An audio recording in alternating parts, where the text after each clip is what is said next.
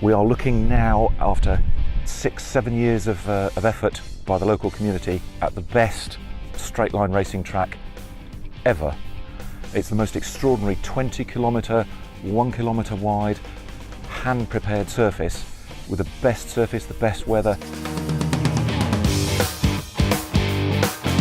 The reason why we cleared the stones by hand was that you have to keep the footprint that you make on the pan as small as possible, because the reason that Bloodhound is coming here is because the surface that is here currently is the surface that they're looking for. It needs to be hard enough to actually take the 4 very small points of contact for a 7.5 ton metal wheeled jet car.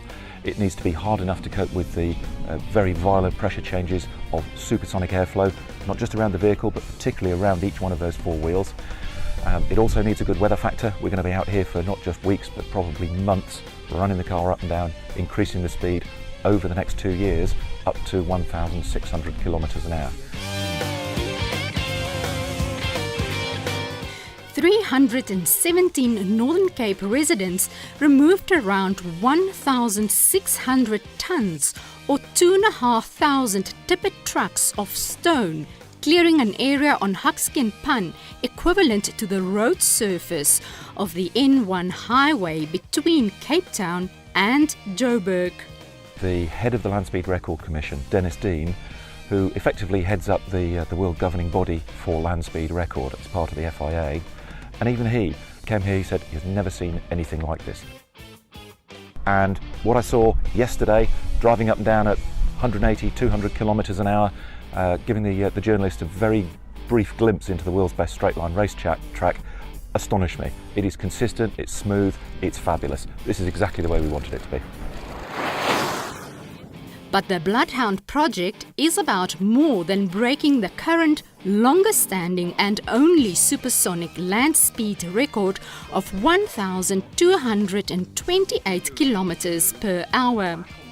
It's an engineering adventure, it's a global story about the magic of technology, and it's aiming that story at a generation of young people who will build and live in that high technology, low carbon, energy efficient world of tomorrow. All of the huge range of Bloodhound stories we're putting out there through the website, through social media, through all of the various outlets are about sharing that story in the most amazing way possible.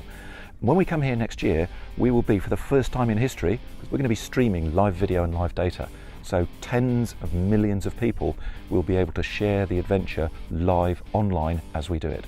That's an opportunity to get the biggest engineering audience in history together to watch the most exciting engineering experiment in motor racing history happen right here in Huckskin Pan. That we think is worth doing. There is still some fine-tuning to do at the track before the Bloodhound supersonic car will aim for 1,300 kilometers per hour next year.